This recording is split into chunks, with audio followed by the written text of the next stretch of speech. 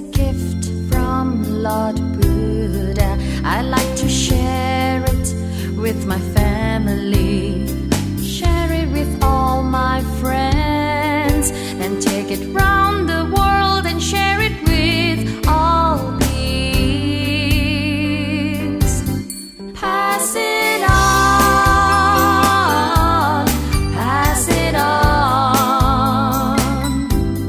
Let the Buddha's wisdom stays on. Pass it on, pass it on. Let the Buddha's love spreads on. Pass it on, pass it on. Let the Buddha's compassion flows on. Pass it on, pass it on. Let the Buddha's teaching goes on and on. There is a gift from Lord Buddha. I like to share it with my family, share it with all my friends, then take it round the world and share it with all beings. Pass it on, pass it on. Let the Buddha's wisdom stays on. Pass it on, pass it on. Let the Buddha's love spreads on.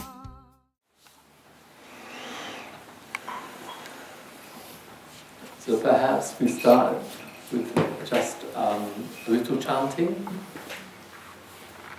and we will chant to the Buddha himself, to Phất Phap.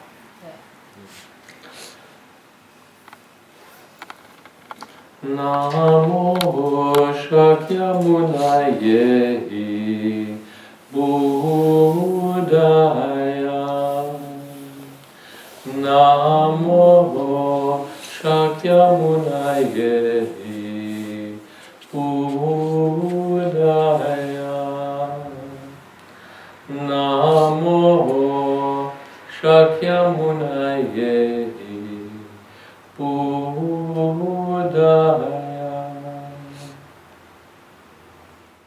So, my name is Thich Thong Phap, and my teacher is Phật, Thầy Thich Thong Phap, who now lives in Long Tan, because about a year or so ago he had some strokes and he can't talk anymore. So he used to live in Adelaide, but now he lives in Long Tan, and they care for him there, so that he can be closer to the doctors. And it's a little warmer in Long Tan, as you know, from Adelaide. So he's my teacher, and he was the founder. He reintroduced the practice of Thiền into Vietnam. So he's a teacher. But maybe you already know who he is, I don't know. So he's what we call in English a Zen master. And I think I am still the only European who is ordained, is a monk in his tradition. So. And he doesn't speak English, and I don't speak Vietnamese, but we have a very strong heart connection. Our hearts are so he's my teacher and I'm his student. I want to say to you that if there's anything that you don't understand, please tell me, because I don't want to talk and you not understand me. So don't be afraid to say, can you say that again, or something like that. If you don't understand, please ask me, because there's no point in me talking and you not understanding. And of course, yes, at the end, or towards the end, or in about half an hour or so, we'll open it up for questions and discussion. There's in 1983, which is now, how long ago is that? 30 years. 30 years ago, I went to teach in Zimbabwe, in Africa. And there were only 3 European teachers in the school. The other teachers were all Africans, and all the students were Africans. And one morning, I was walking to my classroom with my arms full of books, exercise books. And one of my students came to me and said, "Excuse me, sir, can I help you can I carry your books?" And I said to him, "Oh, no, that's fine, I can do it myself." Because Australian men want to do everything for themselves. They can't accept help. We can't accept help. So this young man said to me, so you can't accept a gift. And I thought, this is true. I have a problem, I can't accept a gift. So I gave him all the books to carry, so that yes, I can accept a gift. And I've never forgotten that lesson, that when people offer me something, I have to be able to accept it, because I can't live my life alone. None of us live our lives alone. We need one another all the time. There's no separate me from you. There's just, we are all together in this interdependent.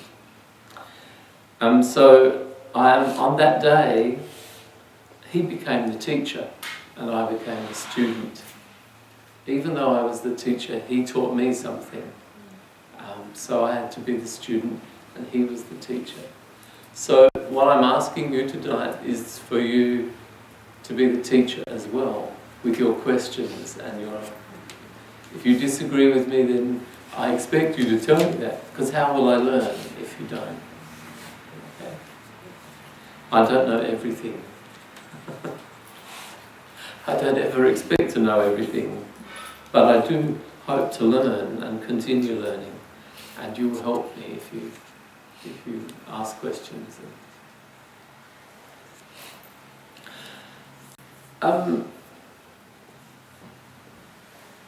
In thinking about what to talk about tonight, I have several choices. I did think about talking about the 3 things that are important in the practice of Thian.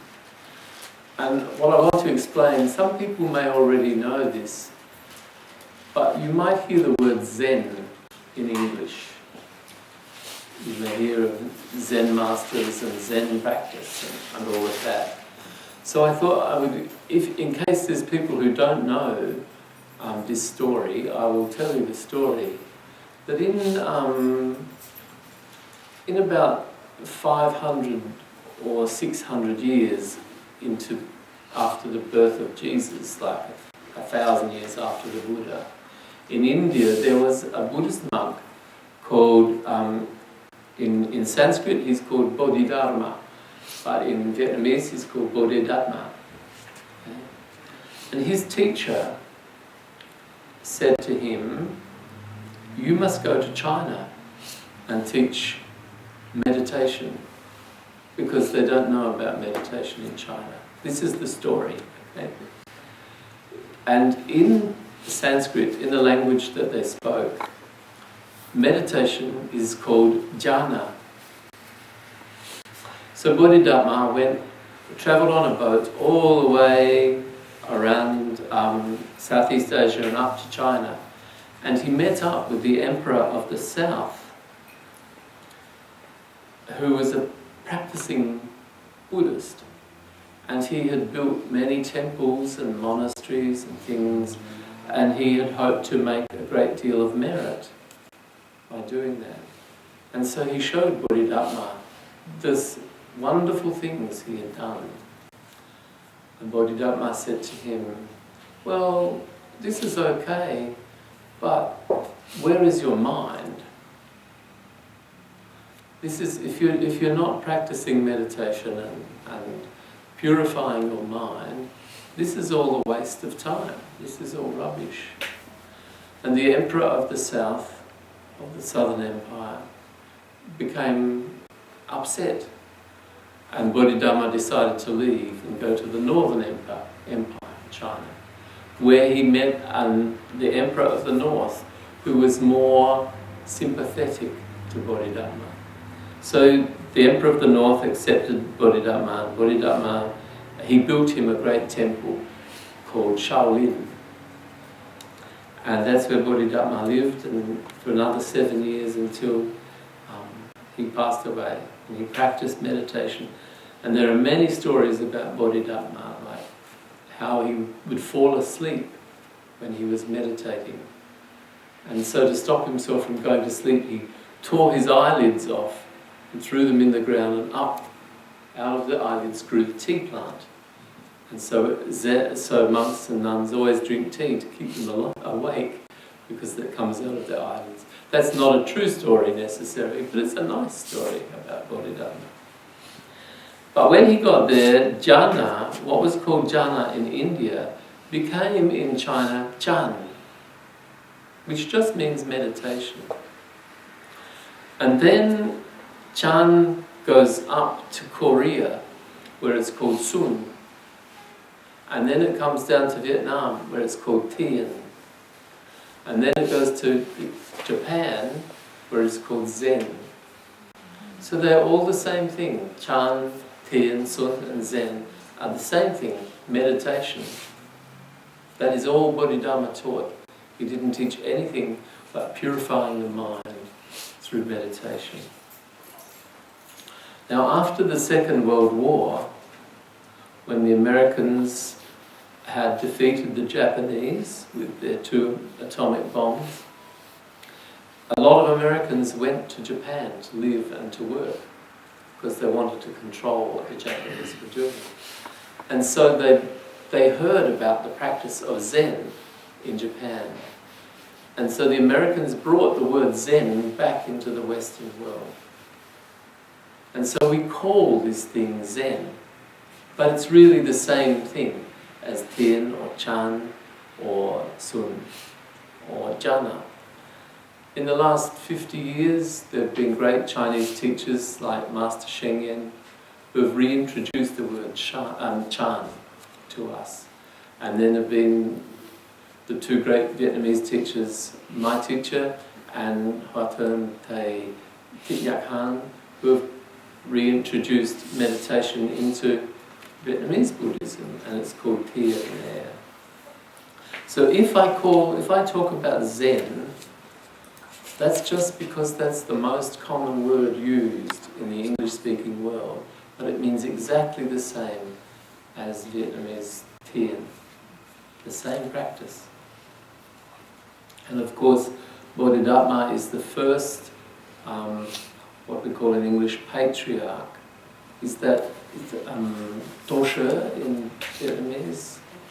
Toshe? Toshe.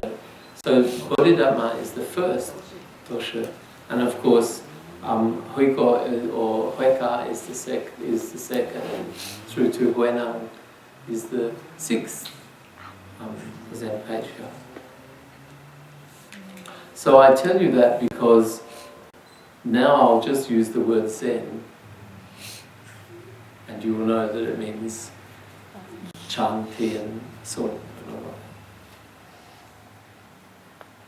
So I wanted originally to talk tonight about 3 practices in Zen that are necessary. You have to do all these 3 things to succeed. And I also wanted to tell you about some of the things that I do in Hobart, the work that I do in Hobart. So I'm going to try and tell you both about both the practices then and what happened, what I do in Hobart, and try to weave them together.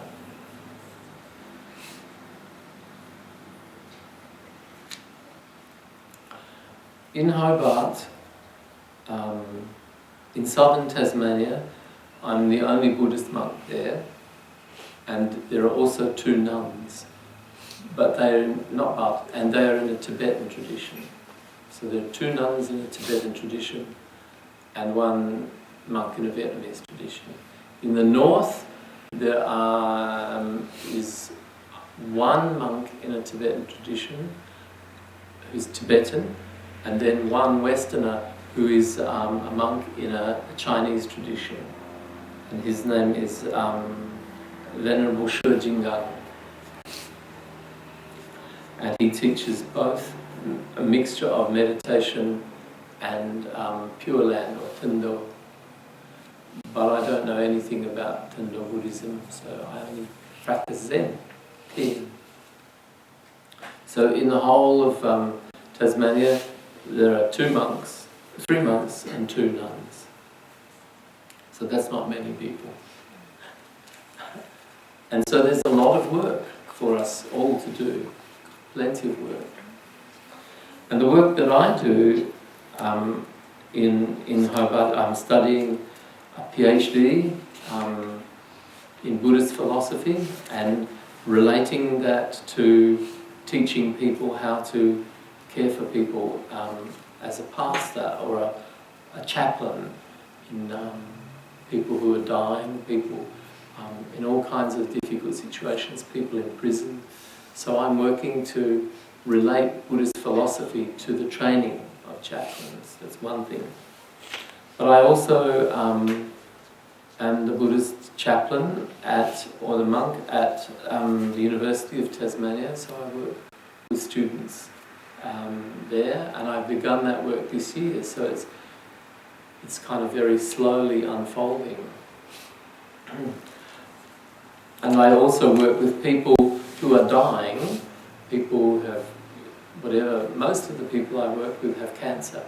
So, and all of them are Westerners who want a Buddhist monk to talk to. And then the other group of people that I work with are young men who are in the Pontville Detention Centre. Originally, myself and some other Buddhist people were asked to visit the detention centre because there were at the time 3 young Vietnamese men, Buddhist men, and 3 young Sri Lankan men. So we visited there and we met them, and in May, when it was the Buddha's birthday, we had a ceremony or a celebration really at the university, and the 3 young Sri Lankan men came to our celebration, and they had 6 guards. six Department of Immigration people came with them, but the 3 young Vietnamese men couldn't come. So the next week I went to the detention centre on Sunday, and we celebrated Le Phật Đan with those 3 young men. And I chanted the whole thing in Vietnamese, so that was very interesting. But I asked them, you help me chant, because my Vietnamese is terrible, so you help me chant this. And so the 4 of us chanted together the whole ceremony from my tradition, the Trúc Lâm tradition. And then afterwards we had a cup of tea together, and they started to tell me about their lives. So there were 6 of them, but most of them now have been moved on. One of the Vietnamese young men is now in Melbourne, in Maribyrnong Centre. I don't know where the other 2 are. The Department of Immigration just moves people, they give them 1 day warning, and they've gone somewhere else. Maybe they're in the community, maybe because they're now 19, they have to move to somewhere else. And then, so that left us with 3 Sri Lankan young men. And one of them had his 18th birthday last Monday. So we baked him a birthday cake, and we went on Monday night to visit him, but he had already gone. So we had 2 birthday cakes. So we gave one to the 2 Sri Lankan Buddhist boys, and then there are a small group of Tamils who are Hindus from Sri Lanka. One of them is 11 years of age, and he's with his brother who is 17. So they came on a boat, the 2 of them, with people smugglers at ages 11 and 17, and to try to make a new life in Australia. To me, 11 is so young. It's a child. But the situation for them in Sri Lanka is so bad that they will risk sending very small children to try and make a better life for themselves here. And then they're put in detention. But detention is not always a bad thing. You know, they're safe, they're well fed, they're all learning English, preparing to be go into the community. And the young Sri Lankan men, the young Buddhist men, when I first met them in May for the Buddha's birthday, they couldn't speak very much English, but now they're speaking really well and they're very confident with their English, and so that's lovely to see. And originally what I wanted to do with them was to teach them meditation, Zen. And they were happy to do that. So we had some lovely pictures of the Buddha and a statue of the Buddha that I took out, and we sat and I taught them some meditation. But what I told them at the beginning was that because they're in a very difficult situation in the detention centre, they're very young, they have no parents are with them, and I automatically, because I'm a man, I think they have no father with them to control and that sort of thing. And they're mixing with people from very different cultures, very different kinds of people. There are Muslims, Christians, Buddhists and Hindus all mixed together. And so life there can be very difficult, very challenging for them.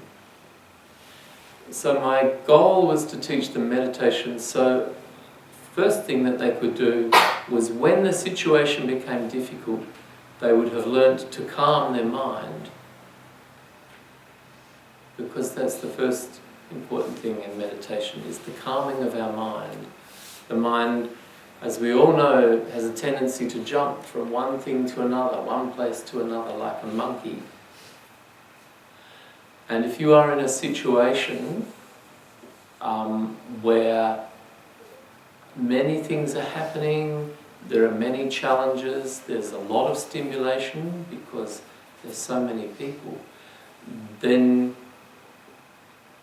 you need to be able to calm the mind, because in that situation the mind can become very agitated very quickly. And because there are already, we know there are lots of fights between, say for example, the Afghanis and the Vietnamese will fight. Not everybody, but even just one or two, and that affects everybody. When there's a fight, just even 2 people, that affects everybody. Everybody becomes more agitated, and the authorities will suddenly become much more, what's the word? Well, for example, the 3 Vietnamese Buddhist boys could not come to the Buddha's birthday ceremony because somebody else had had a fight with an Afghani, and so nobody could go out. Everybody was punished for one person or 2 people's actions. Now, just to be punished already in the mind can create problems. So if you have, excuse me,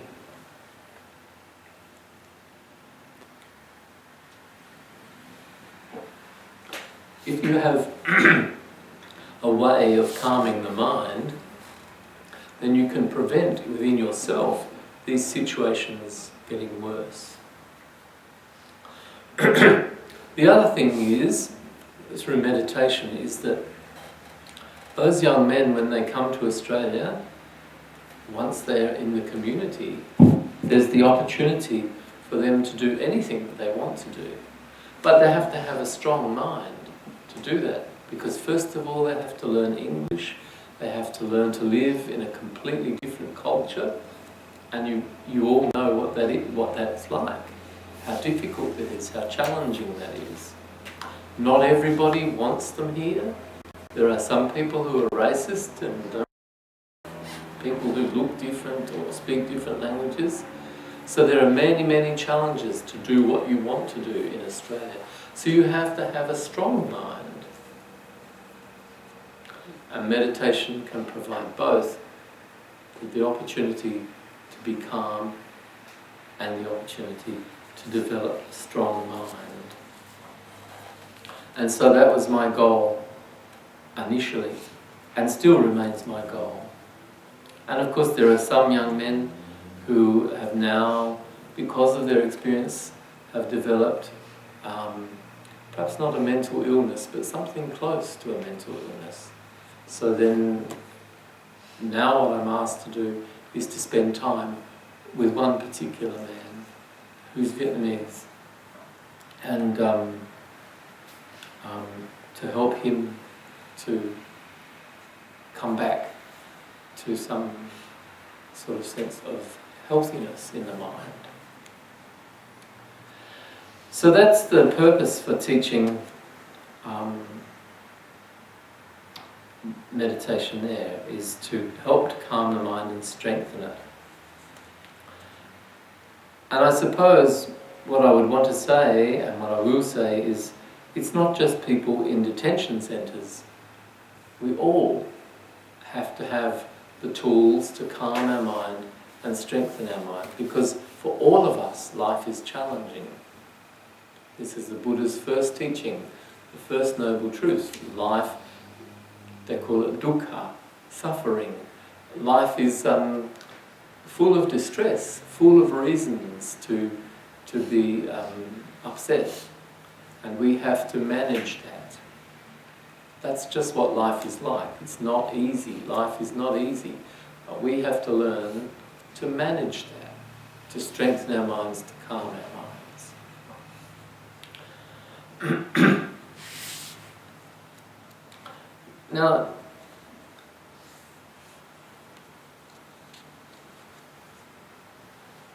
there were two people I have met, two people I have worked with, that I want to tell you about. One of them is a man who originally comes from New Zealand, and he was a man who suffered from a bipolar disorder. He had depression and those kind of things. And he had been very sick with bipolar disorder when he was a young man, and he was very difficult for his family. But his mother was killed in a car accident, and the car ran into a bridge, and there was nothing left of her body. Her body was completely destroyed with the impact. So there was no body to bury or to cremate. And this caused him a great deal of distress, and he suffered from post-traumatic stress disorder. So he was a man with a lot of problems. But he also had, for some reason, he developed a great love for Huante Ambota. How that happens for a Westerner, I don't know. But he was told at one point that he had been in a previous life Chinese.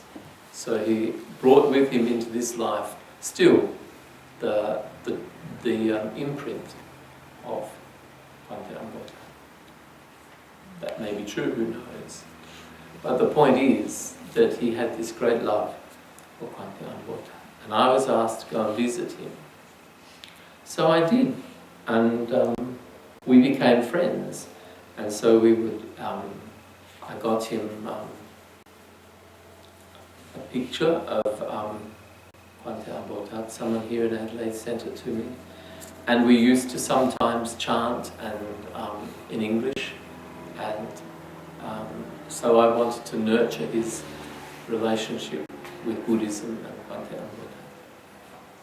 But after a little while, he just wanted to talk, because he also had cancer and he was dying. He had a cancer of the bladder, and I think it was the bladder, he had a colostomy bag, a bag that was attached to a tube, so that when he couldn't, all the urine had to go into this bag, and he had to manage that all the time. And he was having chemotherapy as well. And because of his mental problems in the past, he found dealing with the hospital very difficult. Going into the hospital, being asked all these questions, having to wait, all those things. And the Royal Hobart Hospital is not an easy place to find your way around. And he would get very angry and very upset. And then if that happened in the Royal Hobart, then they would call in the security officers and they would code black him, what they call code black. He wouldn't really hurt anyone, but they just got frightened and they didn't want to take that risk. When he was out in the city, when he'd go get his medication or this sort of thing, he had a beard like this, and he wore a hoodie, and he had old smelly clothes and things like that. So he looked like somebody that you wouldn't want to know. That's the judgment that people would make about him. But the truth of him was that he was very intelligent. He was a very intelligent man and a very sensitive man. And he was also a very good person. He was very moral. He knew the difference between right and wrong behaviour, and he lived his life as well as he could. But on the outside, he looked like somebody that,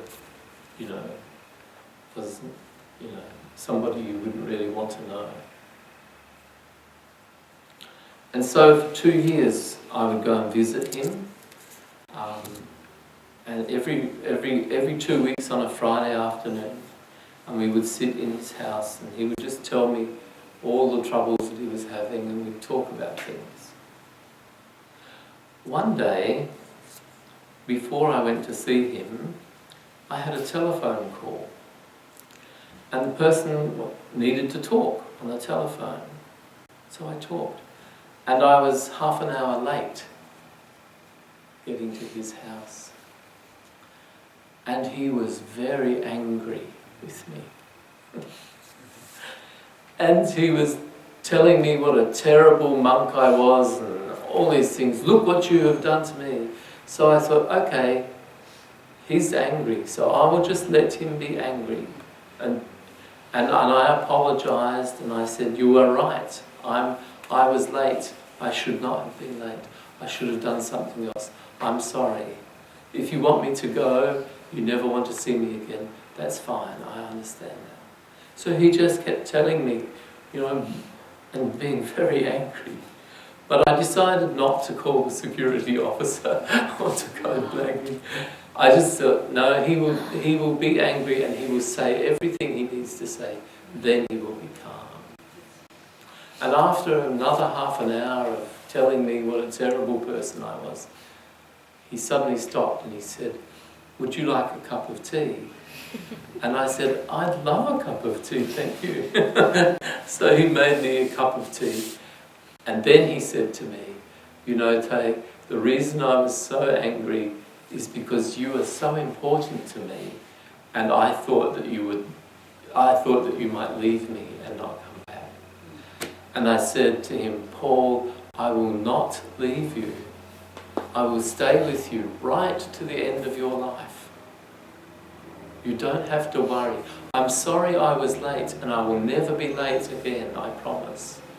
I will do everything I can to be on time, or I will ring you first.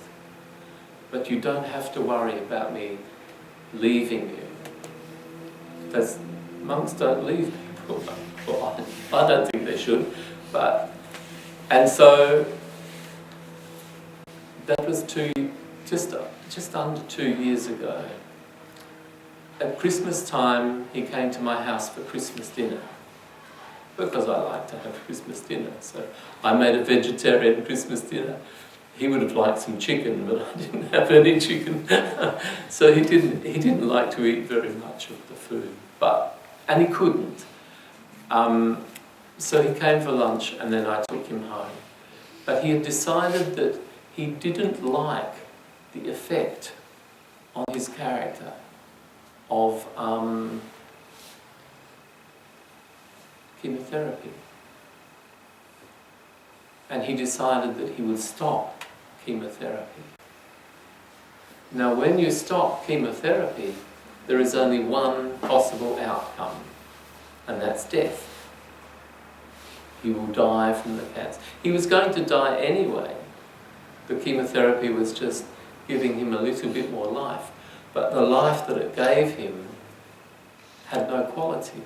He didn't enjoy it. He didn't like being angry and impatient. Because he was a good person. He didn't want that. He wanted to be peaceful and happy and those things. So I said, well, that's very courageous. A lot of courage to face your death in this way. So let's do that together. And so we did. And on New Year's Day, January 1st, we went for a picnic and had a nice time. And he wanted to go to see The Hobbit, when The Hobbit came to the movies. And I wanted to see The Hobbit too.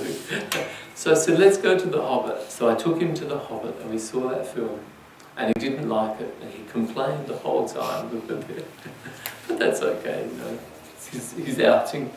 And I said to him, which of the characters from The Hobbit or from The Lord of the Rings do you most like? Which one are you like? And he said, he was in New Zealand, he said, I'm an orc because I'm from Auckland, which is a joke. It was very clever joke.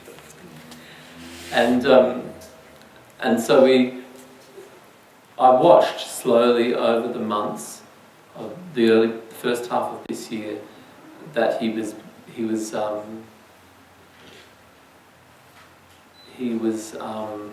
getting sicker and sicker and sicker.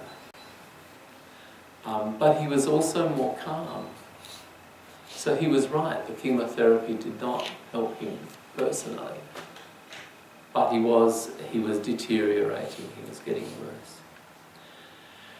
And then he got very, very sick, and he didn't want to go to the hospice, to palliative care, where they would care for him until he died. He didn't want to, that was too frightening. And he thought that the palliative care unit would be like a hospital, and he didn't want to go to a hospital. And I said, no, it's not like that. I worked there as the Buddhist chaplain. I know what it's like, it's nice. Why don't you come with me, and I will take you there and show you. And then I will be with you, and you can see what it's like. And he agreed he would do that. So I said, now I'm going to go and see the nurse, one of the community nurses, and arrange for you to visit on Monday, and I will come and pick you up and take you. Well, when Monday came, I discovered that over the weekend he'd already decided he would go. He didn't need me to take him. So he rang them, telephoned them, and said he would come in on the bus. a dying man on the bus. So they said, no, don't come on the bus, we will send a taxi. So they sent a taxi for him. And he went there, and he spent 8 weeks, 2 months. And in that time, he was cared for by the nurses and the doctors so well that he started to look much better than he ever had. He had lots of colour in his skin, he was eating well, he had constant company. All the nurses really liked him. They agreed with me that he was very intelligent, very sensitive. All these things that I knew were true of him, the nurses also discovered. His brother, he has one brother in New Zealand and one brother in Perth. And they both came to visit him. I told them, you must come now while you can still talk to him. Because if you leave it for a little while, he could be dead. So his brothers came, and he had a wonderful time with his brothers. And all of the problems from the past were talked about. He loved fish and chips. So every so often I'd go to the fish shop and buy him some fish and chips, and he would have it. And he was always surrounded by lots of love. And after a while he said, I don't think I'm going to die, I feel so good. I said, you're going to die, you just feel better than you have for a while. Anyway, he did eventually begin to die properly. And in the last week of his life, myself and another person sat with him often, and I would sit there sometimes chanting very quietly, Namo Kwante Ambotat and Om Mani Padme Hum, because those were things that meant something to him. And I would read to him while he was unconscious, because people can still hear. So I would read to him the teachings of the Buddha, the Metta Sutta, the Sutta on love, and things like that. And I would hold his hand and tell him what a good person he was, and those things, and how much he was loved. And the whole week, it took him a week to die. The other thing was that he didn't have very much money, so he had no money really for a funeral. So I said to him, look, if you are in the hospice, you have to stay alive long enough for your pension to build up so that you can pay for your funeral. You can't die until you have enough money for your funeral, okay? So he did, and his brother said, that's okay, I'll pay for the funeral. So, and funerals are very expensive. So we managed to get a funeral director who charged only $2,000 to cremate his body. And I said to him, and I said to the hospital, that when he dies, I will conduct a funeral at the bedside. So we had a proper Buddhist funeral for him, and it was very beautiful. The focus was on love and loving kindness. And then he was cremated, and a week later, another person and I took his ashes to the river, to the Derwent. He wanted his ashes put into the river. So we prayed for him again, and then put his ashes in the river. And then he had a little bit of money, so I'm not sure what you do in Vietnam or in Vietnamese culture, but in Australian culture you have what we call a wake, which is a little party after the person dies. So we went and we bought, with the little bit of money left, we bought a cup of coffee at a local coffee shop and had a wake for him. And it was lovely, it was very lovely.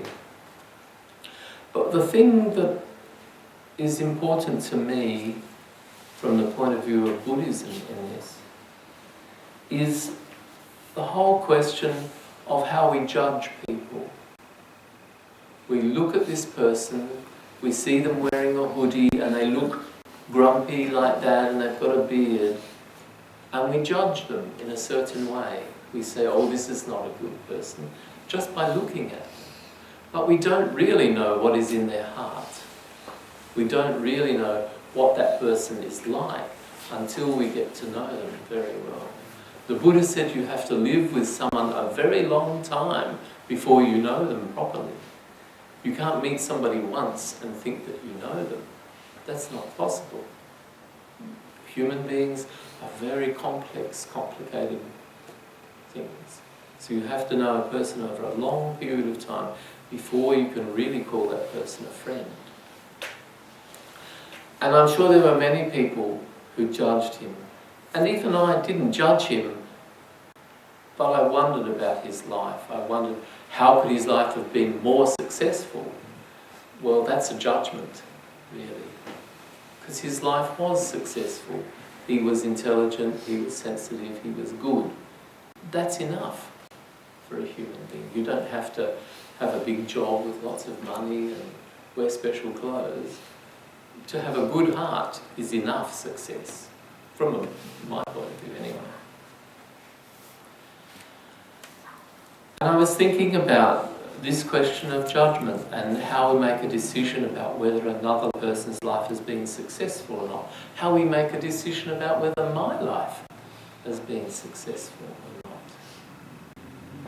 Sometimes when I get a little miserable, I think, oh, you know, I did so well in year 12, I could have been a lawyer, and I could live in Dulwich or in Beaumont or one of those eastern suburbs, moved out of Port Adelaide and lived in it. And I failed myself, I didn't live up. And then I realised I'm judging myself based on a whole lot of other things. To try to live, for me, to try to live according to the Buddha's teaching is the greatest success I can know. But I judge myself sometimes. I didn't have all of the things in our society that we think are important, like good jobs with lots of money. There's nothing wrong with those things, but success is not just that. Success is what is in your heart, what you do with your mind. And I came across a beautiful poem in English by Tosha Hoenang. And Hoenang, everybody knows the stories about Hoenang and the particular teaching of Hoenang, and the story about how he was not well educated and worked in the kitchen in the monastery, but was really enlightened. And so I want to read you this. It's in English, so if there's something that you need explained, please ask me. But it's called The Liberation of Seeing the True Buddha. How we are freed when we see the true Buddha in ourselves. And the poem is this. Deluded, a Buddha is a being. Enlightened, a being is a Buddha. A foolish Buddha is a being. A wise being is a Buddha. A biased Buddha is a being. An unbiased being is a Buddha.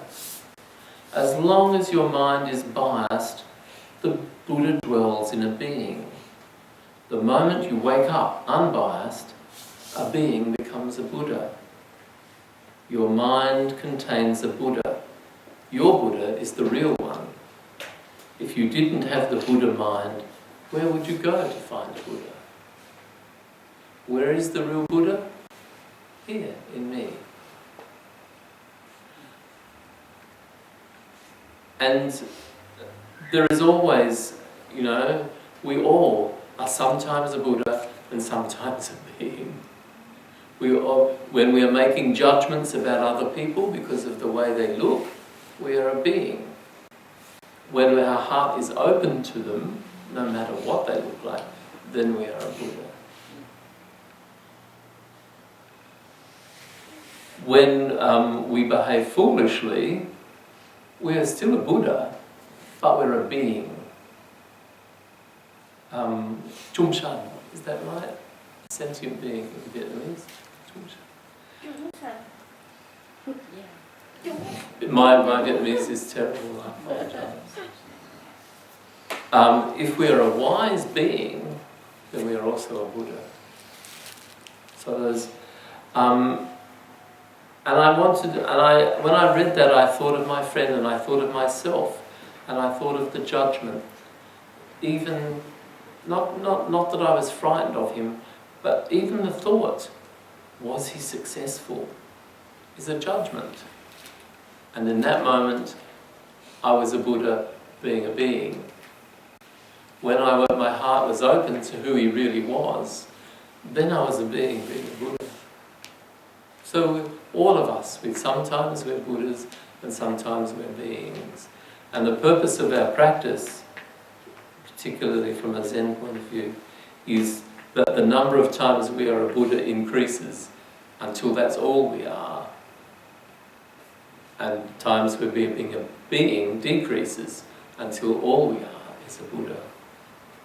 That's the purpose, not only of our practice, but the purpose of our life. There is, to me, no point to life other than becoming fully awakened. We have to have a job, and it's good to have those things. If we have a family, we have to keep our family. We have to have shelter and food and all of that sort of thing. But the really important thing for us is to be the Buddha that we truly are. That's the purpose of being a human being. That is the reason, that's why we are a human being. Yes. The purpose of being a human being is to be a complete human being, a full human being, an awakened human being. And of course it says, the moment you wake up, a being becomes a Buddha. So I guess the important thing about my experience of Paul and my thinking about it afterwards is that that's also my experience of the Buddha's teaching. The Buddha's teaching is not about academics. Even though I'm doing a PhD, I know that that's not where the truth of the Buddha's teaching is to be found. The truth of the Buddha's teaching is to be found in our lives.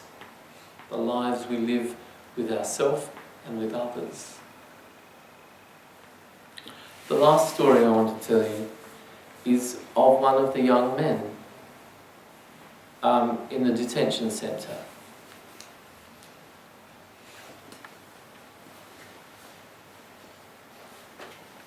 One of the young Vietnamese men, who was a very lovely person. Of the three young Vietnamese men, he was the one I felt was the most genuine, the most sincere. And while those three young men from Vietnam were there was a translator from Melbourne who was a wonderful translator. He was a Catholic, but he was also able to translate Buddhist terminology. And he was a very good person. He worked hard all the time. And I asked him, sometimes when I'm with people from a different culture, I can't work out about that person. You can't always tell exactly about a person when you don't understand them so easily. Which of those young men, I said, was the most sincere? And he said, the same young man that I thought was sincere. So I was very happy. Now I can tell when someone from a different culture from mine is sincere. But he said he was sincere.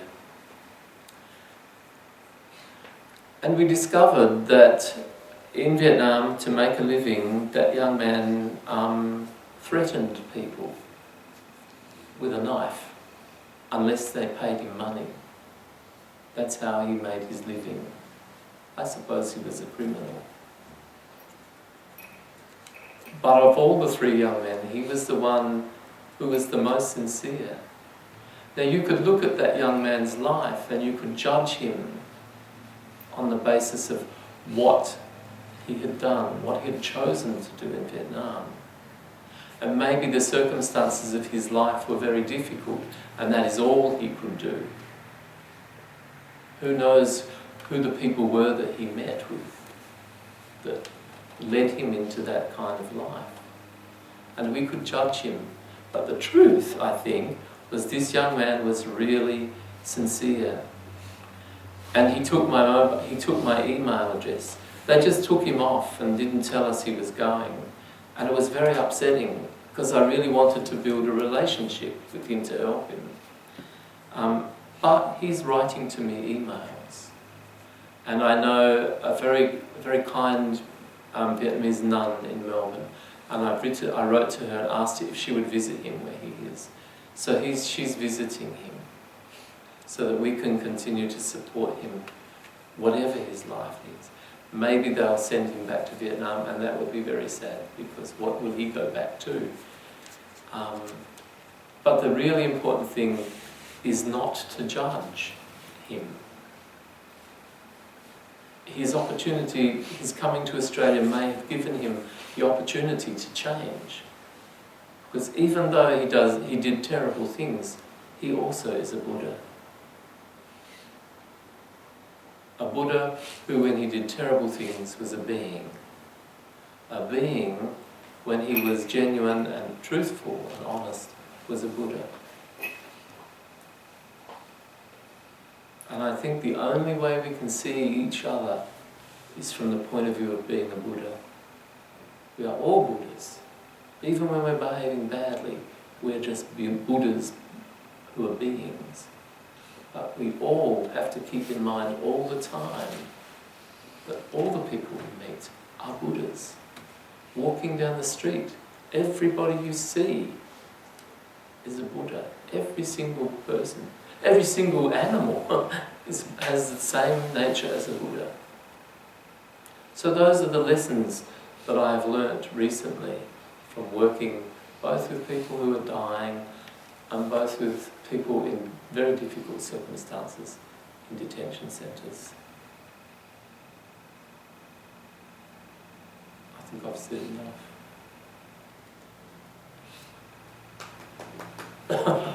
No, don't do that. You're not allowed to do that. Does anybody have any questions or want to say anything?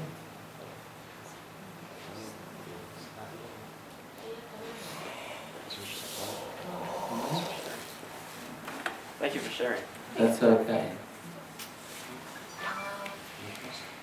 How many of you here speak English only? Can you hands up? I know you, but Wesley's Vietnamese is about as good as mine. You speak English? English? All English? Yeah? Okay. So, quý vị đã chắc hiểu thầy nói một phần vậy. Okay. You continue to thầy giảng hay quá.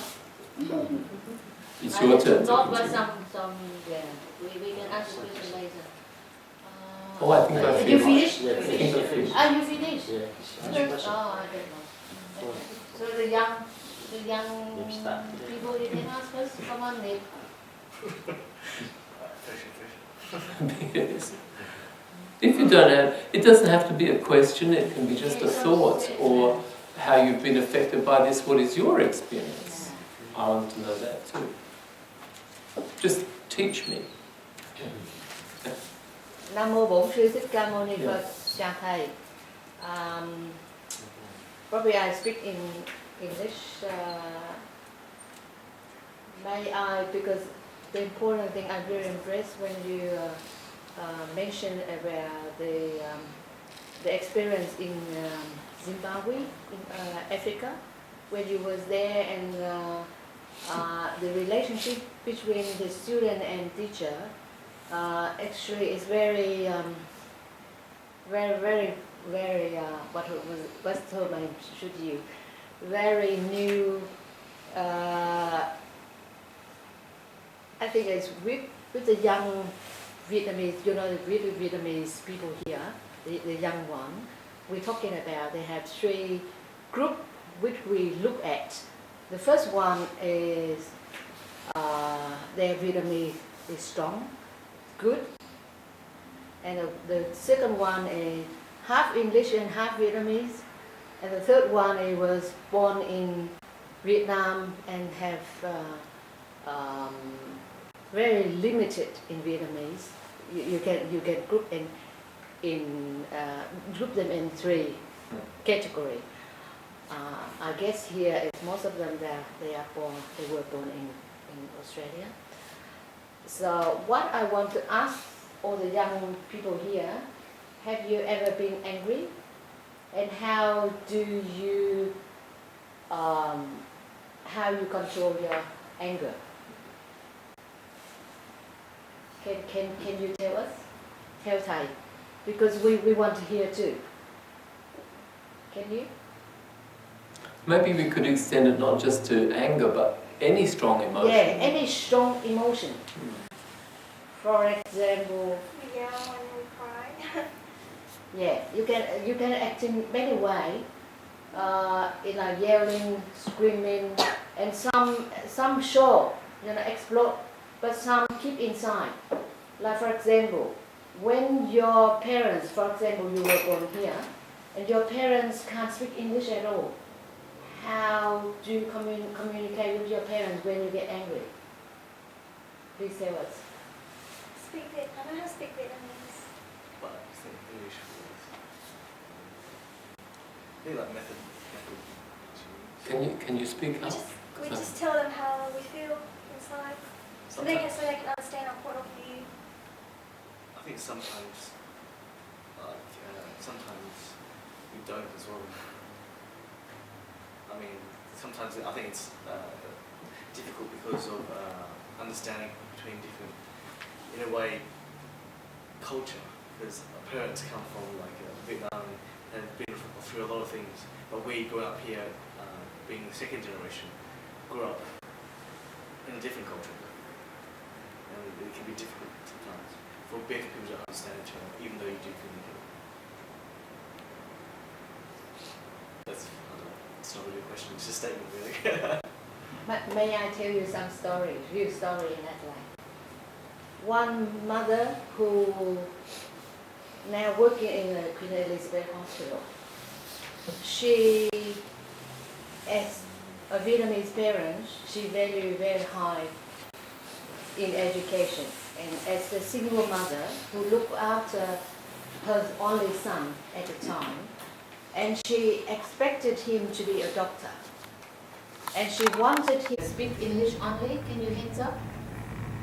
I know you, but let's let you know. I ask the young Wesley's Vietnamese is about as good as mine. You speak English? English? All English? Yeah? Okay. So, quý vị đây chắc hiểu thầy nói một phần vậy. Okay. You continue to thầy giảng hay quá. It's your turn. Not but some yeah. We can ask the question later. Oh, I think I You finished. finished? You I finished? think I finished. You finished? Yeah. Oh, okay. So the young people, you can ask us. Come on, name. Yes. If you don't have, it doesn't have to be a question, it can be just a thought or how you've been affected by this. What is your experience? I want to know that too. Just teach me. Nam mô Bổn Sư Thích Ca Mâu Ni Phật. Chào thầy. Probably I speak in English. May I, because the important thing I'm very impressed when you mentioned about the experience in Zimbabwe, in Africa, when you was there, and the relationship between the student and teacher. Actually, it's very, what's the term I should use? Very new. I think it's with the young Vietnamese, the Vietnamese people here, the young one. We're talking about they have three groups which we look at. The first one is their Vietnamese is strong, good, and the second one is half English and half Vietnamese, and the third one was born in Vietnam and have very limited in Vietnamese. You can group them in three categories. I guess here, as most of them, they were born in Australia. So what I want to ask all the young people here, have you ever been angry? And how you control your anger? Can you tell us? Tell Thai, because we want to hear too. Can you? Maybe we could extend it not just to anger, but any strong emotion. Yeah, any strong emotion. Mm. For example, We yell and then we cry. yeah, you can act in many ways. Like yelling, screaming, and some show, explode, but some keep inside. Like for example, when your parents, for example, you were born here, and your parents can't speak English at all, how do you communicate with your parents when you get angry? Please tell us. Speak Vietnam. I know how to speak Vietnamese. But I think English is they're like method. Can you speak up? We just tell them how we feel inside, so they can understand our point of view. I think sometimes, sometimes we don't as well. I mean, sometimes I think it's difficult because of understanding between different, in a way, culture. Because our parents come from Vietnam and have been through a lot of things, but we grew up here, being the second generation, grew up in a different culture, and it can be difficult sometimes for both people to understand each other, even though you do communicate. That's, I don't know, it's not really a question, it's a statement really. May I tell you some story, real story in Adelaide? One mother who now working in the Queen Elizabeth Hospital, she, as a Vietnamese parent, she valued very high in education. And as the single mother who looked after her only son at the time, and she expected him to be a doctor. And she wanted him to be a doctor. At that time, that there was no UMAT, no oral interview, only the high result in the matriculation exam. And he was forced by his mother to do that.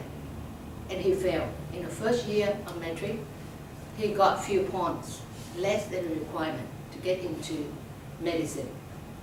So he was asked and requested by his mother to repeat year 12 again. Deep down, he wanted to become an engineer. And his mother, with the ambition herself, and she wanted the son to be a doctor, and you had to do it. She cared for him, do everything for him. He doesn't have to do any, housework. All her love is what put on him, for only mother and son in the house. And then what did he do? The second year, he's 1 point short to get into medicine, and he slashed his wrist. And he was rescued. And then one time he was in a car, he put something and he tried to kill himself. Eventually he died. And his mother got shocked, and it's where the time she went to the temple. But it's too late. It was too late. What if are you standing up and tell your parents what you want to do? That's one example happened. Another one is where my son was in Glenanga International High School. And one of the girls was confined to him when he was in year 10 and 11. She was his classmate, and she was only about 15 years old. And his mother was a dentist, Vietnamese dentist, and wanted her because they have few siblings in the house. And one of the sisters was very bright. But that girl is a victim, was reprimanded by a mother. Said that she always compare. Your sister could do this, could do that, why can't you? And just, instead of encourage her, because each child had a different, skills and talents. But she didn't look at it. She just say, she just comparing, just keep doing it. And psychologically, she was, that girl, she was angry, but she couldn't say, because with the Vietnamese parents, you need to listen to us, because we are wiser than you. We know more than you. And then that girl got into the school and she had problems. Actually, she told my son that she wanted to kill herself. And my son somehow helped her and talk her out of it and get to the school and the counselor involved. And eventually that girl had to put at home, like home study. That means we get supported at home because she couldn't, go into the normal school. And instead, the mother, help her to go whatever,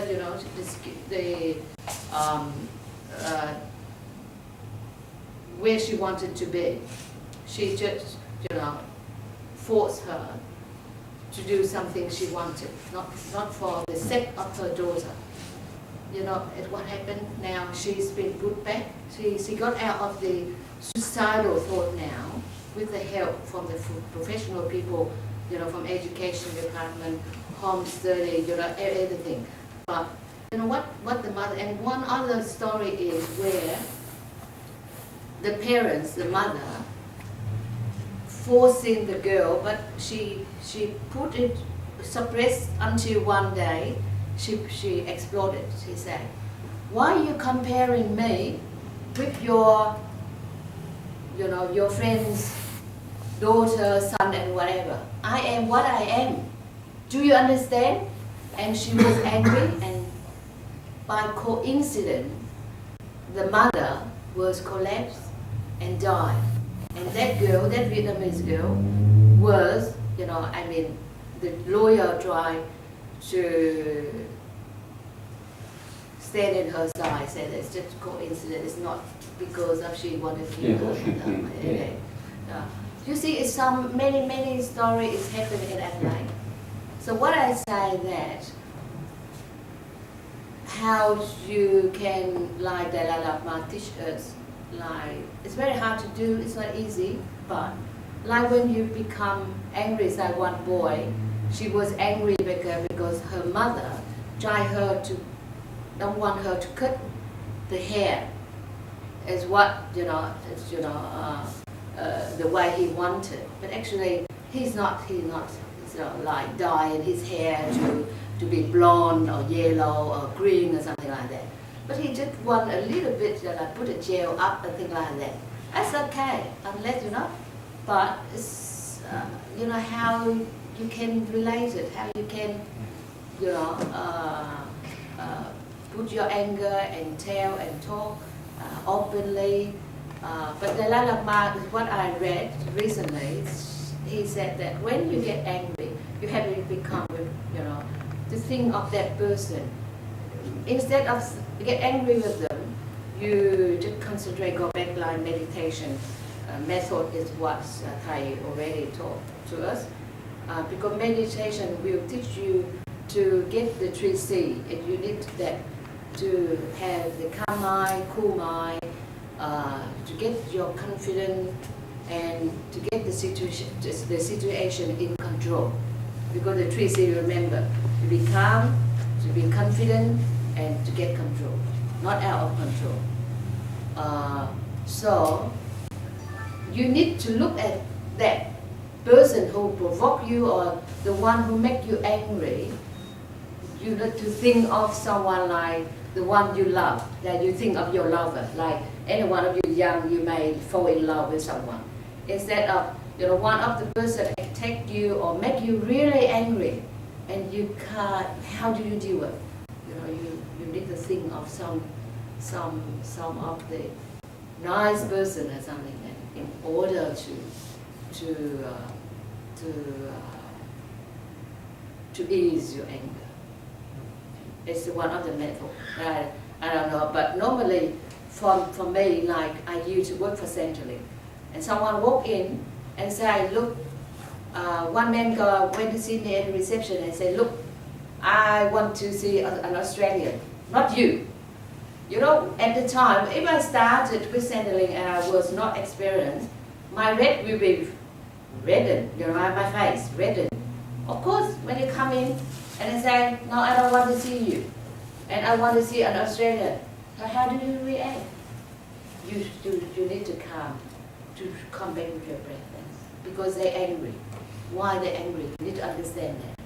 So I say, all right, okay, but you know that I can't work here for the federal government if I don't have Australian citizen. I am Vietnamese Australian. Thank you. But how can I help you? Why you get angry? Would you like to see someone else? That's fine.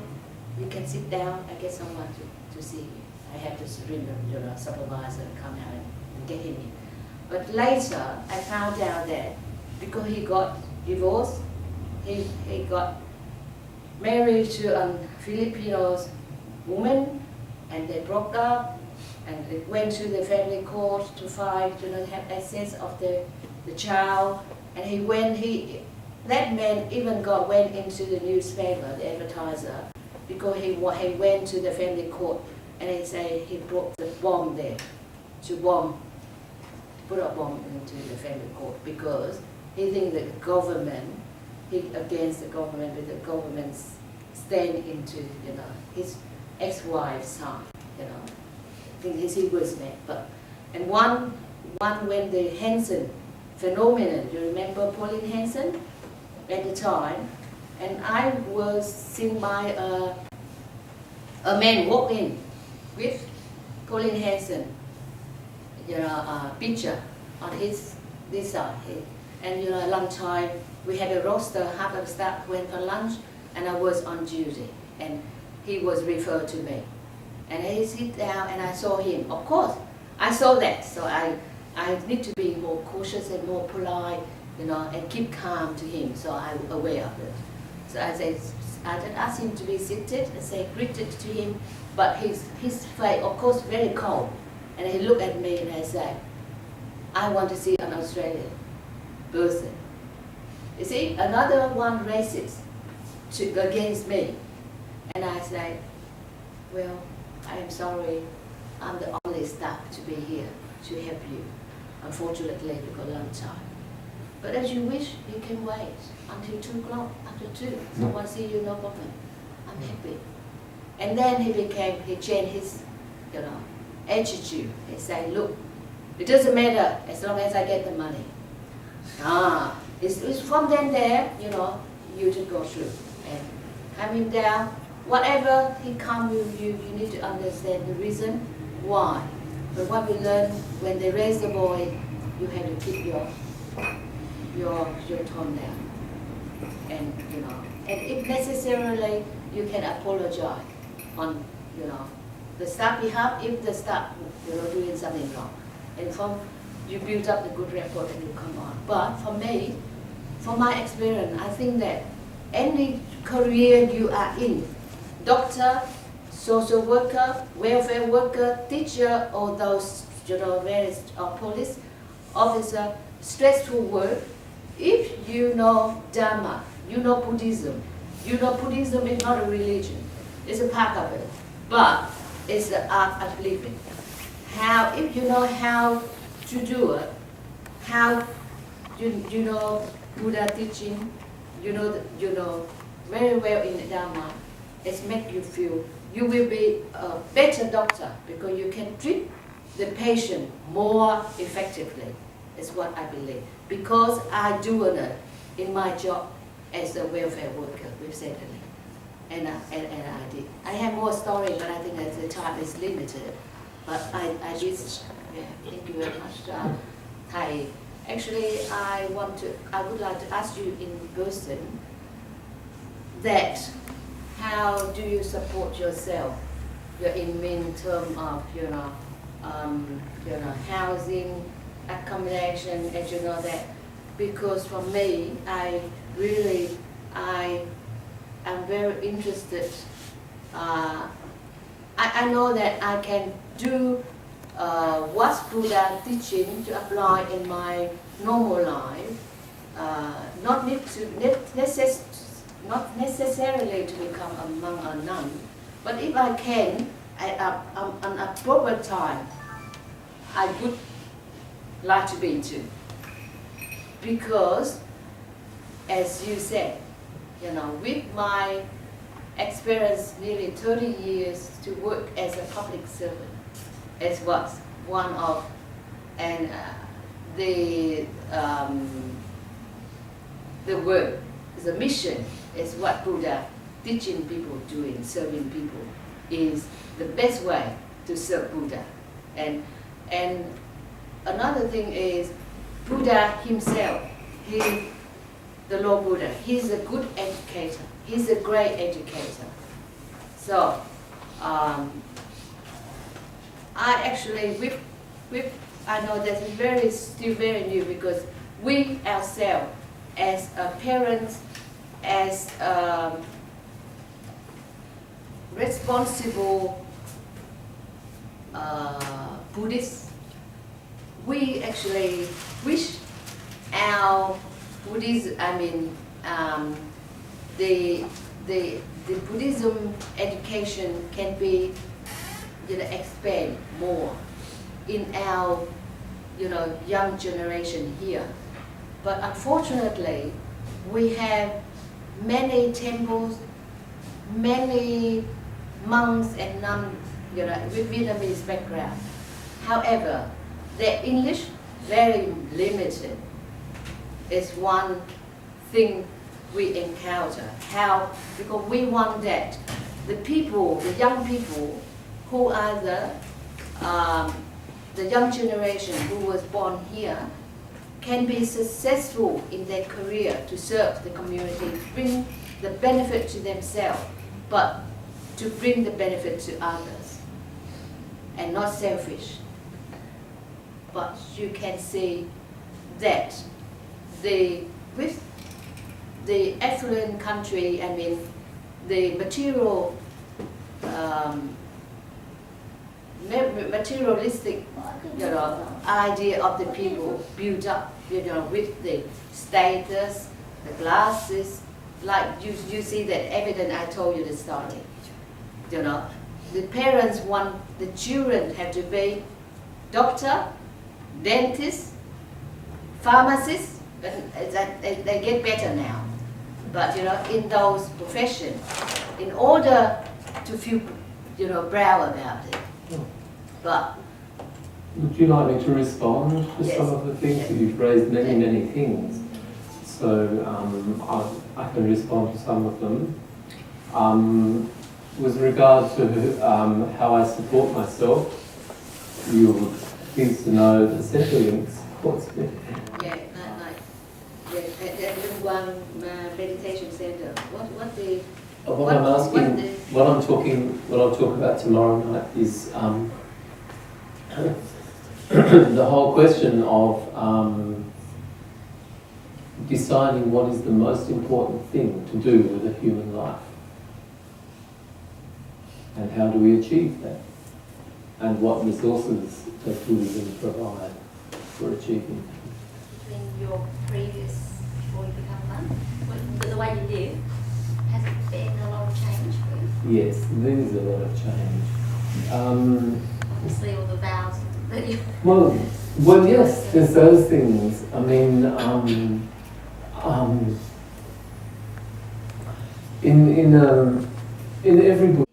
Was there a lot of differences before Yes. and after? Yes, because especially when I went to the monasteries in America, to Tien Dien Dai Dang and Tien Dien Chen Tam, Because when you're in the monastery, for example, you're meditating 4 to 6 hours a day, and it's compulsory. Having a sleep in the afternoon. With regard to how I support myself, you're pleased to know that Centrelink supports me. I have to be very careful how I answer that question, because in Sydney, about 5 years ago, I was staying in a temple there with another monk who's also a monk in Truklam, and a lady asked me, how do you support yourself? And at the time, John Howard was the Prime Minister. So I said, well, John Howard pays me, because I receive Centrelink benefits.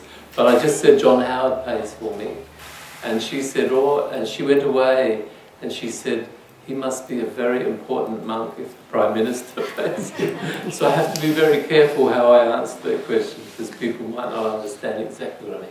But I receive Centrelink benefits, and for that I work as a volunteer. So all the work I do in the university, in the detention centre, and that is how the volunteer work that I do. And then, of course, very kind people occasionally give me Dharma offerings. So dear Thầy, so the university or you working and engaged, work at, Buddhist chaplain, they don't pay you at all? No. And okay. if they paid me, I wouldn't do it. Oh, okay. Because then they would become my boss. And then I would have to start behaving like an employee.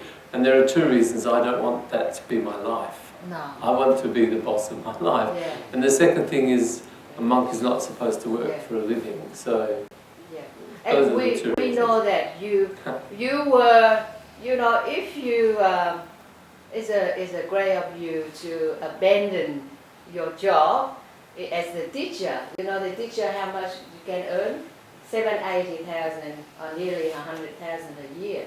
But he didn't want it. yes, but no, there's more to it than that. Because the truth is, that was not a sacrifice for me.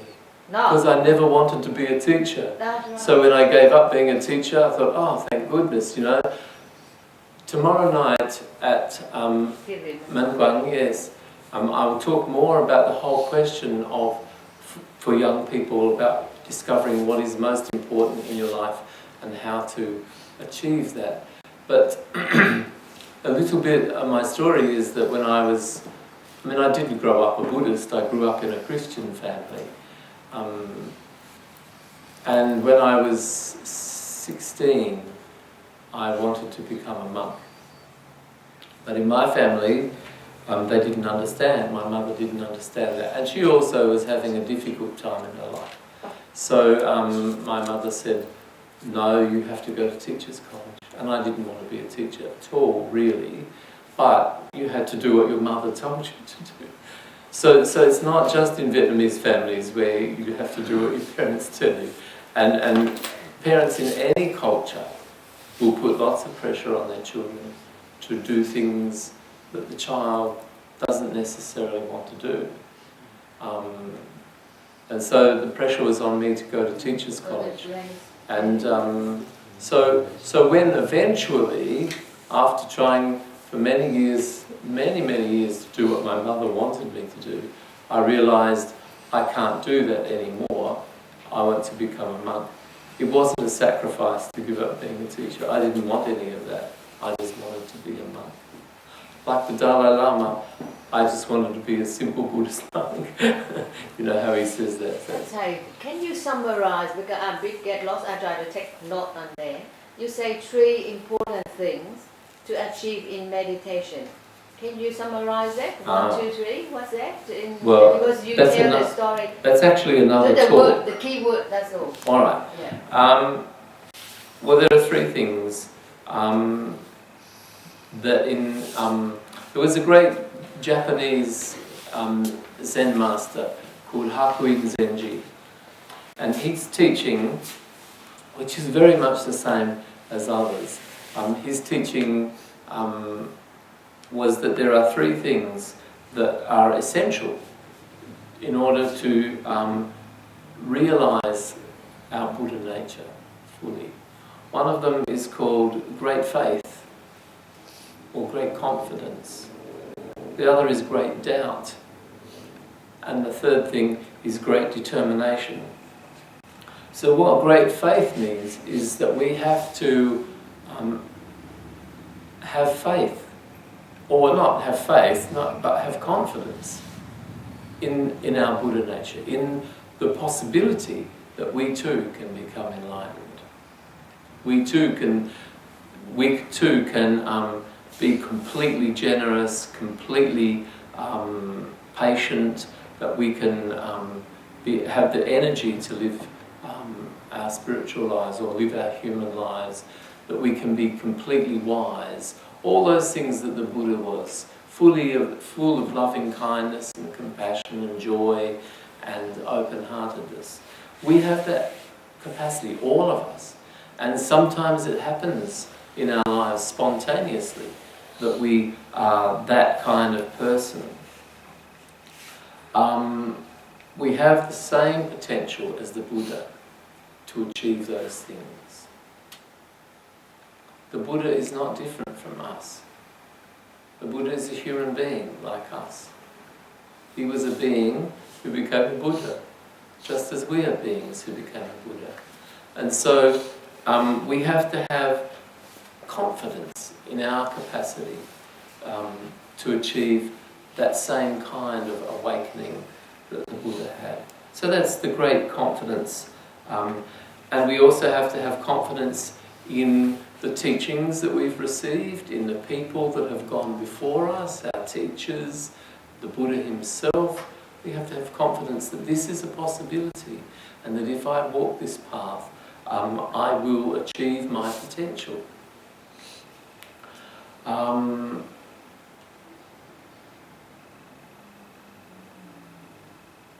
We also have to accept that having that confidence is something we will have to practice, something we will have to cultivate for all of our lives. It's not, you can't have it, like this afternoon, feel confident and think, that's all, now I've dealt with confidence. No, you have to keep practicing all your life. Just as you have to practice meditation all your life, mindfulness all your life. You have to practice loving kindness all of your life. There's no end to that practice.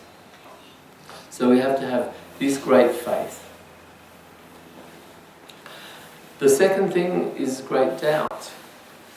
Yes, of course, we are Buddhas. But sometimes, like Huineng says, we can be deluded, we can be foolish, we can make judgments about people. Because we have all of those seeds within us as well. Of course, we have the seed of a Buddha in us, with the seeds of compassion and the seed of loving kindness. But we also have the seed of anger. We also have the seed of greed, the seeds of hatred. We have all of those things as potentials in us. And sometimes those things come up. Those things, we nurture those things. We nurture hatred, for example, or prejudice. You spoke of the man who wanted only have an Australian, or not an Australian, a European deal with him. Well, we have those seeds within us too. Every human being has the capacity to be either a Buddha or deluded, either a Buddha or someone who judges. All of that is within us. When it comes up, we can then ask the question, if I'm a Buddha, how come this is happening? How come I'm like this? And we can begin to doubt ourselves. And that's part of what is called great doubt. And we live with ourselves all the time, and we sometimes, for example, we set ourselves a task. I'm going to be a Buddhist monk. I am going to do a PhD. And sometimes those things are very difficult. I'm going to be a parent. Well, being a parent is not easy. Being a parent raises up many painful emotions, many things that we have to deal with. Being a monk is not easy. Sometimes you have to live with monks that you don't like and they don't like you, or sometimes you have to, you'll be very lonely, or because you have to do absolutely everything. In my case, you don't have anyone to cook, or you can't share the jobs, then you can get very tired and you can think to yourself, this is too hard, I don't want this anymore. Or you think about a PhD and you think, I can't do this is impossible, I'm not intelligent enough, or it's, all those things, all of those thoughts. What Buddhism calls afflictive emotions come up. And that's doubt. That's what great doubt is. When that comes up and you lose confidence in your Buddha nature, you lose confidence in your ability. That's called great doubt. And we have to live with that great doubt. Now, I don't know his name in Vietnamese, but he's called Shantideva. And he was a monk in the 6th century. And he wrote a book called The Bodhicharyavatara, which means a guide to the Bodhisattva path. How to be a Bodhisattva. And he talks about what is called in English, what's called in Sanskrit, the 6 paramitas, the 6 perfections. The 6 things that if you practice them perfectly, you will be a Buddha. One is generosity. One is, what is it called? In Vietnamese it means lục độ. 6 Is điều đó, tức là bố thí, nhẫn nhục, trì giới, thiền định và trí huệ. Yes. Yeah. So 6 things. In English it's patience, morality, generosity, morality, patience, meditation, energy, and wisdom. All those 6 things. What was I saying that for? Oh yes, that's what Shantideva's book was about, is how to develop those things. And one of the things that Shantideva says is that whenever doubt arises, whenever a voice comes up in me, an afflictive emotion that says, you can't do this, Tay, you're no good as a monk, you've got to give up. Or you'll never finish this PhD, you're no good. Those feelings and thoughts come up for all of us. We lose confidence. What Shantideva says is, even though the blood oozes out of my head, or even though the blood oozes out of my body and my head falls off, I will not bow down to those emotions. I will not give in to doubt. Now that's tough. He's a very tough monk. But the third thing is that we have to have strong determination. So we have the possibility of being a Buddha, we have all the problems that arise because we are human beings, and we have to have the determination to continue anyway. And those are the 3 practices. Another type of doubt, which is something, have you heard of a monk called Thich Thong Phap? Thich Thong Phap, he was the first Vietnamese monk to teach in America. And he wrote 2 very good books, one on the history of Buddhism, of Zen Buddhism in Vietnam, and he also wrote a book called The Practice and Philosophy of Zen. For him, when he's talking about great doubt, what he means is not this other sort of doubt that comes when powerful emotions come up, but his kind of doubt is the doubt that we must always have about what other people tell us. We must always investigate things for ourselves. Don't just accept what others say as truthful. You have to investigate them yourself. You have to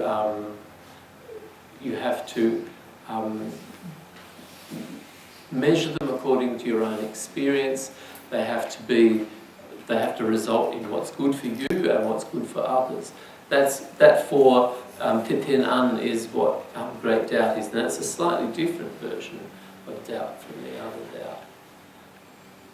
It's what the Buddha taught in Kalama Sutta. Don't accept anything that anyone says without investigating it for yourself. Even what I say, the Buddha said, even what I say, you have to investigate it for yourself. And you can't expect quick results from this. You can't do it because you want little advantages in life. You have to be patient. You have to constantly work with these three things of great faith, of great confidence, great doubt, and great determination. And when I was once a Christian monk, and I remember that one of the monks used to say that a monk is a person who falls down and then gets up, and then falls down and then gets up, and then falls down. That's the life of a monk. But that's the life of any practitioner. You don't have to be a monk or a nun to fall down and get up. You're standing up because you have the competence of your own Buddha nature. You fall down because you're a human with all of these afflictions. You get up because you have to persist. You can't. If you give in, what's the point? What are you going to do if you give in? You waste a whole human life, your own life. But if you come tomorrow night to it's not Guangmin, it's Menguang. Right, Guangmin is in Melbourne. I'll talk much more about, because I'll be speaking specifically to young people about what is important in life, what is the most important thing in life. And of course that's a journey that the Buddha himself went on. His father had a future planned for him. You will be the king. You will take over the family business. You will be powerful. You will be rich. You will run this show. And he had a big argument with his father, Suddhodana, and he left. So 2,500 years ago, the Buddha, you could say he was rebellious. He didn't agree with his father. And he had to leave in the dead of night so that he could escape, to go off and do what was for him the most important thing in his life, which was to solve all his problems of being human. Then when he came back, and his wife was there, Yashodhara, and with his son Rahula, and Rahula sees the Buddha coming in the distance, and he says, "Who is that?" And Yashodhara says, "That's your father. You go and claim your inheritance from him." So he goes down, and the Buddha ordains him a monk on the spot. That's his inheritance. What happens? Suddhodana, the grandfather, gets angry at the Buddha again. "You took away my son, now you've taken away my grandson." So, you know, the Buddha he had the same experience that we all have of having to be true to himself, led him into conflict with his own father. And this is in ancient India. This is not, Australia in 2013. The fact is we're all human beings forever. And we have the same problems of us. Coming to understand what is most important in my life and how will I achieve that. And sometimes it's going to lead you into conflict with the people that you love the most. But that's for tomorrow night.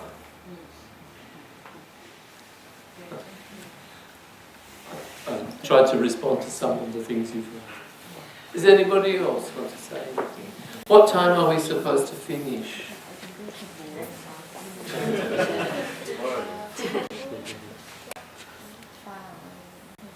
You might like to know that on Sunday morning, if you'd like to go to church on Sunday morning, I'm preaching at a Uniting Church, talking about those parts. One of the things in the Buddha's teaching that is the same as the teaching of Jesus, and how Buddhists and Christians can find a lot of common areas in the things that both the Buddha and Jesus taught. Where is it there? Where? And it's at Christ Church, Uniting Church in Wayville on 26 King William Road. 36 King William Road. 26 at 10 o'clock in the morning. This Sunday, This Sunday. 10 o'clock, 26 King William Road, isn't it? Yeah. Wayview. Yes, but there won't be any questions and discussion after that. But I'm sure they'll be happy for Buddhists to come, because they have me already, you see. They invited you? Yes, because the minister in that church and I are friends. Ah. And he... Were they angry when you became a Buddhist monk? Who? I mean, those because you came from Christian No. background. No, because I had left the church a long time ago. Ah, yeah. But That's good. some of the people that I work with very closely are Christian people. And some Christian people, we have a deep understanding of one another. The minister at this church, he teaches meditation and he has mindfulness days. And he's a trained meditation teacher from a Buddhist tradition. And in his office he has a picture of Jesus and then a statue of the Buddha as well. That's good. You can do the job like Dalai Lama. Well, we all have to do the job Yes, of the day. right. We can't just leave it up to one man. And he's not going to be in Adelaide all the time. We are going to be in Adelaide all the time. So you're welcome to come and hear the story of that. Are there any questions? Other questions?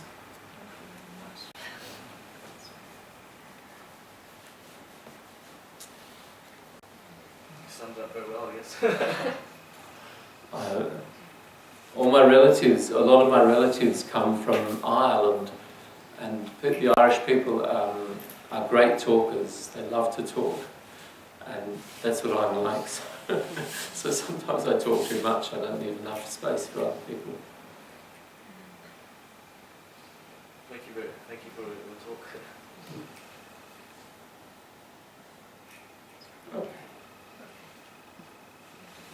So shall we dedicate the merit for the night and then... Hi, can you repeat again what the topic you are teaching tomorrow? Tomorrow night? Yeah, like yes, at Minh Quang Meditation Center. What I'll talk about tomorrow night is the whole question of deciding what is the most important thing to do with a human life. And how do we achieve that? And what resources does Buddhism provide for achieving it?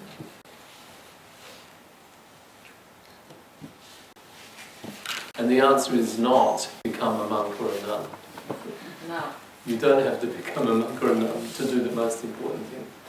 If you do, I'm happy. All the more monks that I can live with in Australia, I'm very happy. But you just have to be a human And being. are you happy to be a monk? I don't want to be anything else in my life. The answer is yes. I had a day with my cousin today, and she hadn't seen me for a year, and she said, "You look younger all the time." So I think that's because I'm happy. Did you feel that you had, was there a lot of difference between your previous, before you became a monk? The way you live, has it been a lot of change for you? Yes, there's a lot of change. Obviously all the vows that you... Well, yes, there's those things. I mean,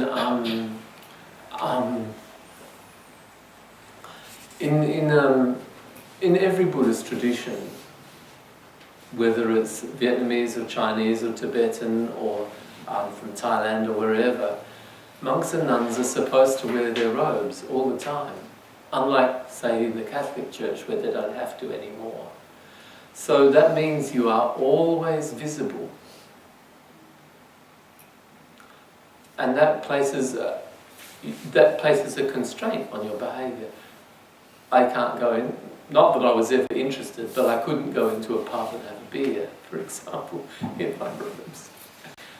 Because I have to represent the whole Sangha.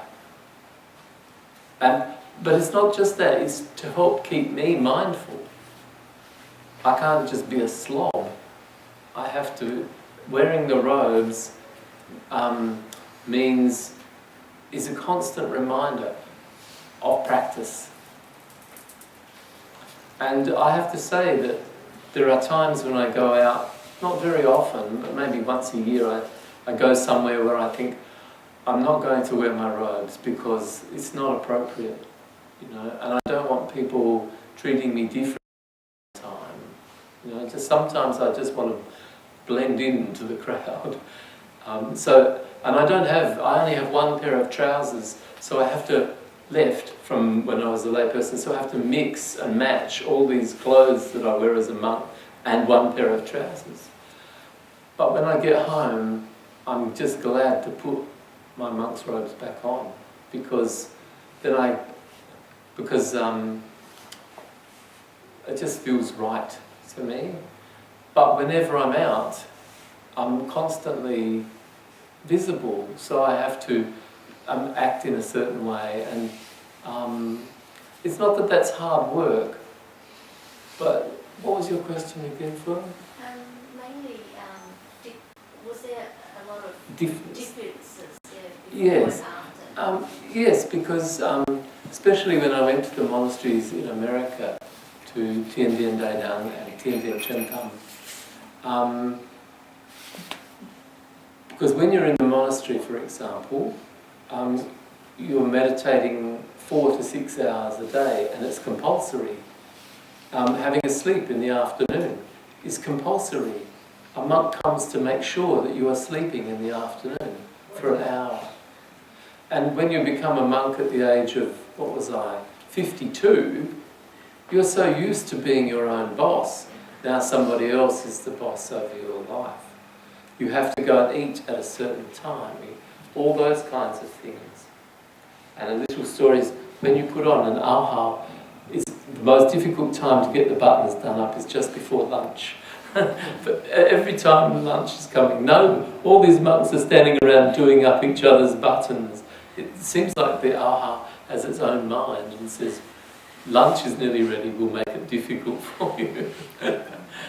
So yes, a lot of changes happened, but you get used to that. One of the things that comes up, it doesn't come up for me anymore, but when I was more fresh tofu than I am now, there was sometimes loneliness and the longing for a partner. Why isn't there just one person that I can... It was not so much about sex, but it was more about company and someone to be close to and confide in. But that's a really helpful thing, because then what you have to look at is the longing. Why am I longing for this? What has come up?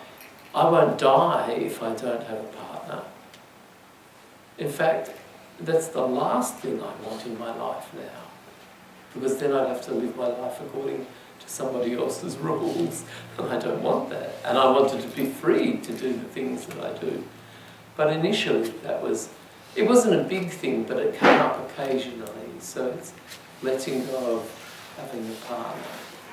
Another thing that happens all the time, and I was warned by Thich Thong Phap, who said to me, people make promises to monks all the time, and they never ever fulfill them. And it's true. People come to you and they say, oh, Thich, look, I'll do this for you. And you say, that's nice. And it might happen and it might not happen. But you have to learn to let go of the expectation. Because people see a monk and they think, oh, wow, a monk. And they think, oh, look, I'd really love to do this and blah, blah, blah.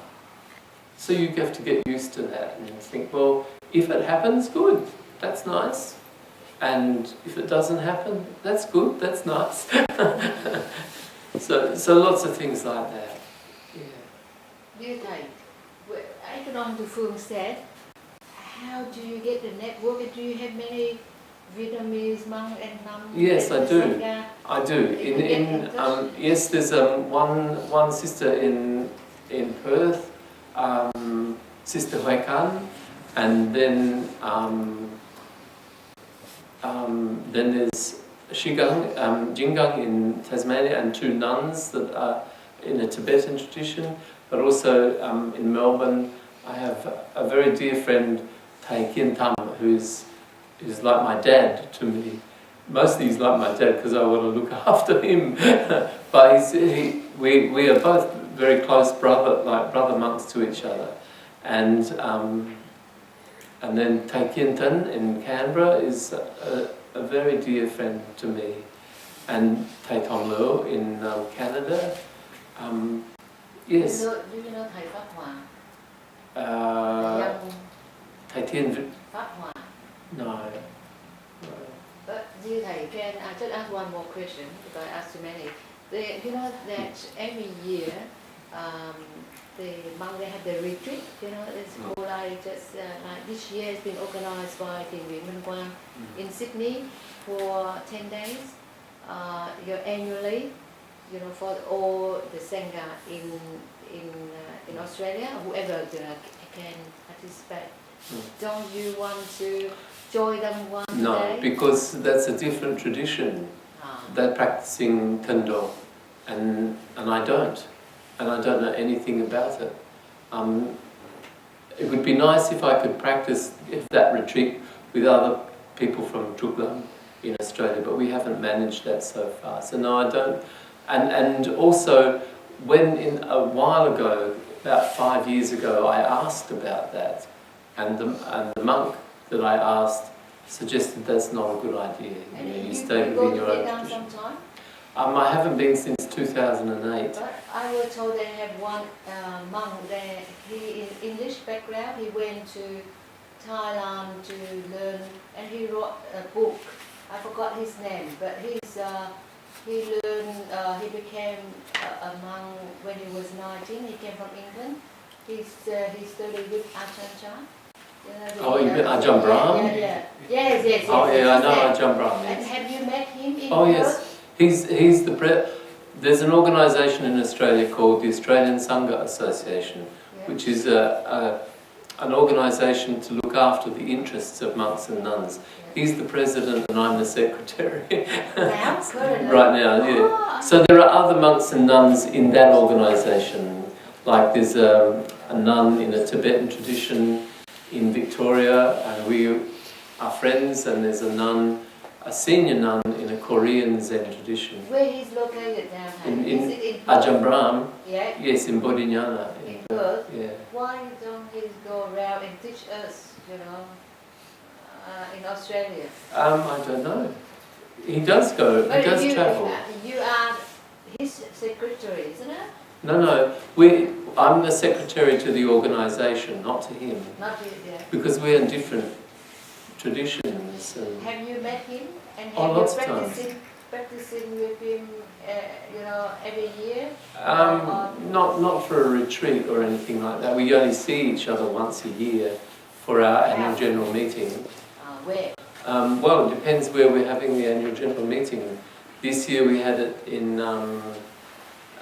Canberra with Taiwan Bar, and then next year it will be in Melbourne at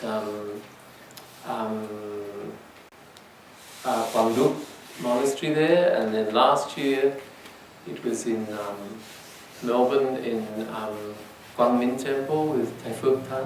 What is his main activity in Australia? Whose? Thầy Abram. Ajahn Brahm. He's the abbot, the Taichuchi of his monastery in Bodhinyana. Does he go abroad and teaching or? Yes, yeah, he does that. But it's a different tradition, and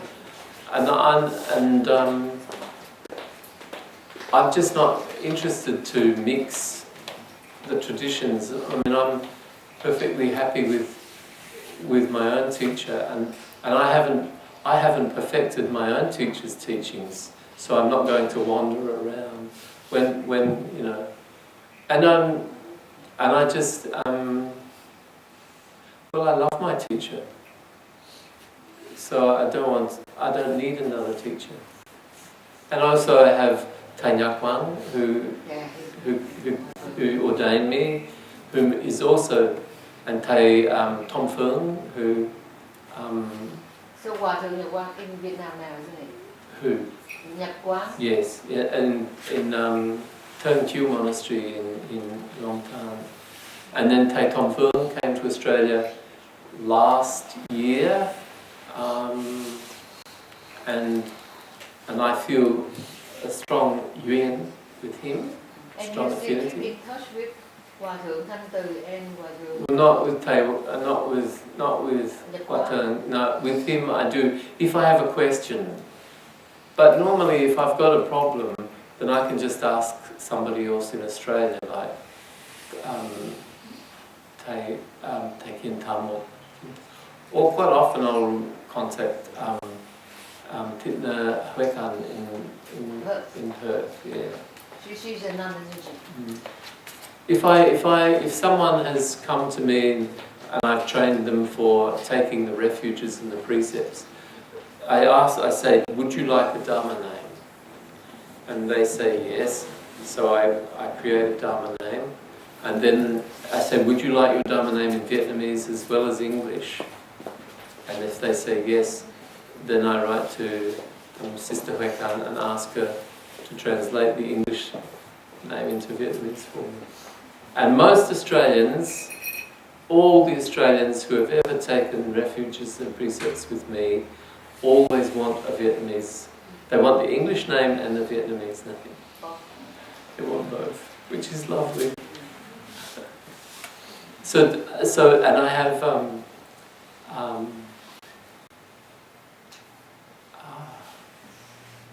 someone who took the refuges a few years ago, and her name in English is Heart of Boundless Love, and I think in Vietnamese it's Tham Tha or something. I think it's Tham Tha, and she always signs her letter to me. No, she signs it HOBL, Heart of Boundless Love. BL, Heart of Boundless Love. That's her Dharma name. Hobble, for short.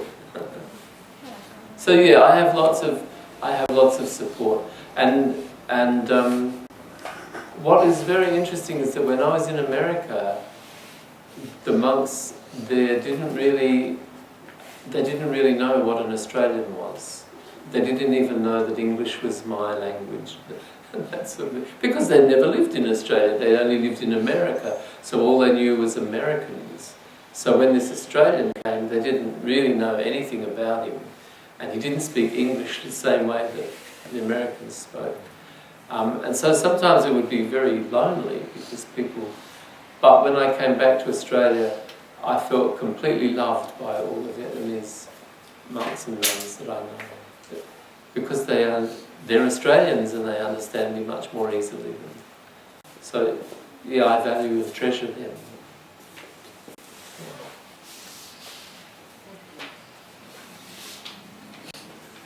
Maybe one day someone will send me a young man or a young woman, or a young man who wants to be a monk, and then I can have a monastery with them, and then I'll have my own little network, you see.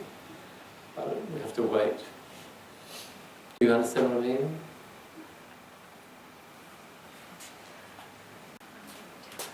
Yeah. I think we should finish. So let me dedicate the merit. And,